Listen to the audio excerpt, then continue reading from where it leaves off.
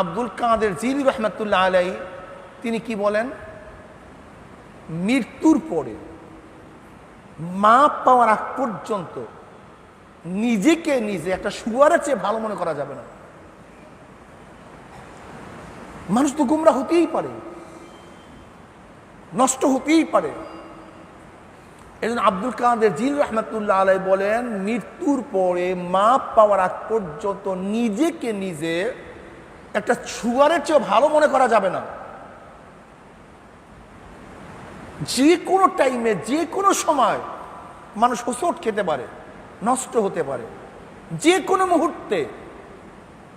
এর জন্য আমাদের সব সময় সতর্ক থাকা উচিত, সব সময় খেয়াল রাখা উচিত, ভুলের মধ্যে পড়ার সাথে সাথে তওবা করা উচিত, আল্লাহর কাছে কান্নাকারি করা উচিত।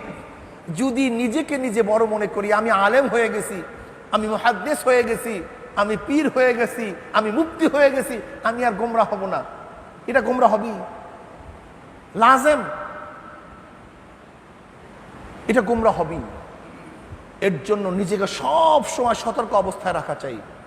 বর্তমান জমানায় দেখা যায় মামুনুল হককে নিয়ে আমাদের মধ্যে আলোচনা পর্যালোচনা। কি আলোচনা পর্যালোচনা? আমরা দুই পার্ট হয়ে গেছি। এক পার্ট মনে করি মামুনুল হকের বারাত, তার পবিত্রতা সাবেত করলি, প্রমাণ করলি ইসলাম পবিত্র হয়ে যাবে, ইসলাম বেঁচে যাবে। আর একদল মনে করি যদি মামুনুল হককে কুলুষিত করতে পারি তাহলে ইসলাম ধ্বংস হয়ে যাবে। এই দুই দর্শনই ভুল, উভয় দর্শনই ভুল। ফয়জুল করিমের সাথে ইসলামের থাকা এবং না থাকা সংযুক্ত না, আব্দুর রহিমের সাথে ইসলামের থাকা এবং না থাকা সংযুক্ত না, কোন ব্যক্তির সাথে ইসলাম থাকা এবং না থাকার কোন সংযুক্ততা নাই। ইসলাম ইসলামের জায়গায় আছে। আমি পালন করব ইসলাম, আমি মুসলমান। আমি ইসলাম পালন করব না, আমি বেঈমান, আমি ফাসেক, আমি জালেম, আমি কাফের, আমি মুশরিক হতে পারি। ইসলাম ইসলামের জায়গায়। বর্তমান জমানায় এই সমস্ত চিন্তা ভাবনা আসছে কেন? কিসের কারণে আসছে? যাদের ইসলামের গভীর জ্ঞান নাই তাদের মধ্য থেকে এই সমস্ত খেয়াল এবং ধ্যান আসছে। আমরা কি এই খেয়াল করি না? এই মাত্র ইমাম সাহেব নামাজ পড়াইতেছিল, আমি তার ইক্তেদা করতেছিলাম, হঠাৎ করে তার উজু ছুটে গেছে। আমি এখন কি করি? ইক্তেদা করি? কেন করি না? এক সেকেন্ড আগে তার ইক্তেদা করতেছিলাম, এখন করি না কেন? উজু নাই।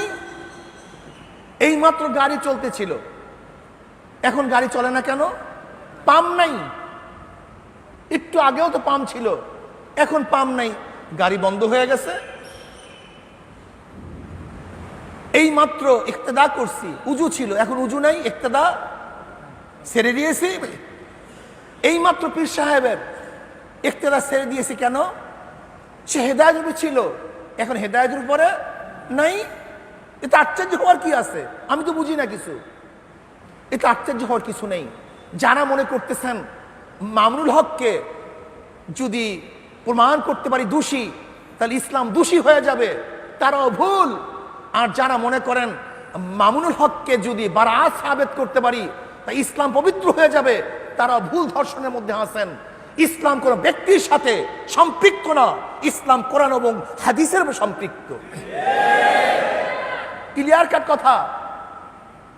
আপনি কি জানেন না সাহাবীদের মধ্যে সাহাবীরা মুরতাদ হয়ে গেছে? সাহাবীরা কি হয়ে গেছে? মুরতাদ হয়ে গেছে। যেতে পারে। আব্দুল ইবনে বাতাল সাহাবী ছিল, মুরতাদ হয়ে গেছে। আব্দুল ইবনে সারা সাহাবী ছিল, মুরতাদ হয়ে গেছে। শুধু কি তাই? ওবায়দুল ইবনে জাহাশ হযরত আম্মাজান উম্মে হাবিবা রাদিয়াল্লাহু তাআলা আনহার স্বামী ছিল, একই সাথে হিজরাত করছিল, একই সাথে হিজরাত করছিল হাফসায়। জাহাশ আম্মাজান উম্মে হাবিবা রাদিয়াল্লাহু তাআলা আনহার স্বামী মুসলমান হয়ে মক্কা থেকে হাফসা হিজরাত করছে, কত কষ্ট করছে, লেকিন মুরতাদ হয়ে গেছে। কি হয়ে গেছে? মুরতাদ হয়ে গেছে, ইসলাম ছেড়ে দিয়েছে। এক খ্রিস্টান মহিলার প্রেমে পড়ে,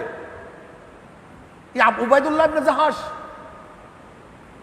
শুধু কি তাই, আপনি কি জানেন যে সরদার দু আলম নবী আলী সাল্লাল্লাহু আলাইহি ওয়াসাল্লামের দুই কন্যার দুই স্বামী রুকাইয়া এবং উম্মে কুলসুম রাদিয়াল্লাহু তাআলা আনহুমা, এই দুইজনের স্বামী ছিল উতবা ও তায়েবা, আবু লাহাবের দুই সন্তান।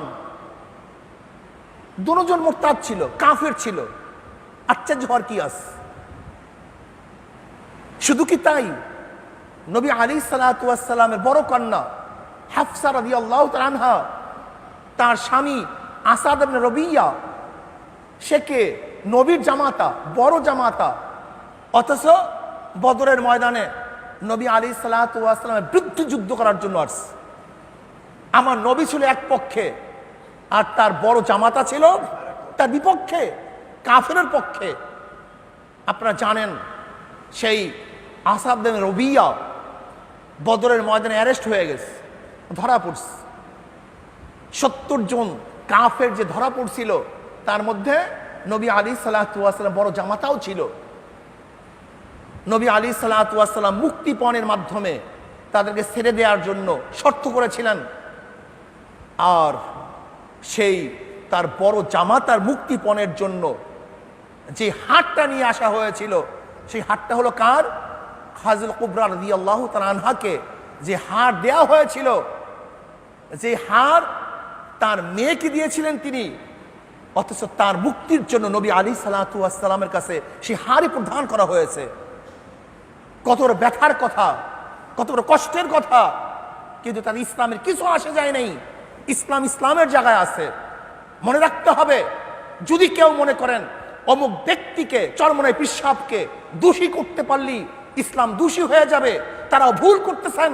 আর কেউ যদি মনে করেন চরমনাই পিশাবকে বারাত পবিত্র ঘোষণা করলি ইসলাম পবিত্র হয়ে যাবে, তারাও ভুল করতেছেন। চরমনাই পিশাব একজন মানুষ, মুহাদ্দিস সাহেব একজন মানুষ, মুফতি সাহেব একজন মানুষ, আদিব সাহেব একজন মানুষ, জ্ঞানী ব্যক্তি একজন মানুষ।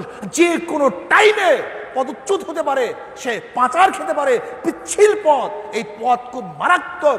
এর জন্য আব্দুল কাদের জিলানী রাহমাতুল্লাহ আলাইহি বলেন, মৃত্যুর পরে মাপ পাওয়ার আগ পর্যন্ত নিজেকে নিজে শুয়ারের চেয়ে ভালো মনে করা যাবে না। সবসময় সতর্ক হওয়া চাই, সবসময় সতর্ক হওয়া চাই। আজকে ইসলামকে ধ্বংস করার জন্য যারা চক্রান্ত করতেছেন, আল্লাহর কসম করে বলতেছি, ইসলামকে নিয়ে ষড়যন্ত্র করবেন, ইসলামকে ধ্বংস করতে পারবেন না, বরং যারা ইসলামকে নিয়ে ষড়যন্ত্র করবেন তারাই ধ্বংস হয়ে যাবেন। হয়েছে, হবে, কোনো সন্দেহ নেই। আজকে এক কেচ্ছা, এক কাহিনী, শুধু তাই, বাস এইটাই চলতেছে। মামুনুল হক জিকির উঠায় দিছে। মনে রাখতে হবে, মামুনুল হক কিছু না, ফয়জুল করিম কিছু না, আব্দুর রহিম কিছু না, আব্দুল সাত্তার কিছু না। কোরআন ও হাদিস অনুযায়ী আমরা চলছি, চলবো, চলতে থাকবো ইনশাআল্লাহ। হ্যাঁ, ওই ব্যক্তির ইক্তেদা, অত্তাবে সাবিলা মান আনাবা ইলাইয়া, ইমাম সাহেবের ইক্তেদা যতক্ষণ করব, যতক্ষণ সে হকের উপরে আছে। যখন ইমাম সাহেব হকের উপরে নাই, আমরা ইক্তেদা ছাড়িয়ে দেব। আমাদের অনুসরণ ওই পর্যন্ত করবেন যতক্ষণ পর্যন্ত আমরা হকের উপরে আসি। আমরা হকের উপরে নাই, আপনাদের অনুসরণ ছেড়ে দেওয়া ওয়াজিব হয়ে যাবে। লা তুআতা লিমাখলুকিন ফি মাসিয়াতিল খালিক। গুনার উপরে মুমিন কারোর অনুসরণ করতে পারে না, অনুকরণ করতে পারে না। যতক্ষণ পর্যন্ত ব্যক্তি হকের উপরে থাকবে ততক্ষণ পর্যন্ত অনুসরণ করব। বলতে পারেন, হুজুর একটু আগে আপনাকে এত সম্মান করছি, শ্রদ্ধা করছি, এখন করব না কেন? হ্যাঁ, যতক্ষণ আমার হাতে পেয়ালা ছিল, দুধের পেয়ালা, ততক্ষণ পান করার জন্য আসছেন। এখন দুধের পেয়ালা নাই, কেন আসবেন? নাই তো দুধের পেয়ালা। আগে আসছেন কেন? ছিল। আগে ইক্তেদা করছিলেন কেন? হকের উপরে ছিলাম। এখন ইক্তেদা করবেন না কেন? হকের উপরে নেই। এটা আশ্চর্য হওয়ার কিছু নেই। আমি এখন কথা বলছি কেন? আমার মধ্যে রুহ আছে, ফট করে মরে গেছি, এখন কথা বলতে পারতেছি না কেন? রুহ নেই, ক্লিয়ার কাট কথা। এটা আশ্চর্য হওয়ার কিছু নেই।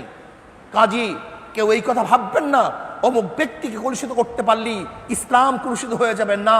ইসলাম স্বচ্ছ, সুন্দর। ইসলামের দুশ্মনরা ইসলামকে ধ্বংস করার চক্রান্ত করতেছে।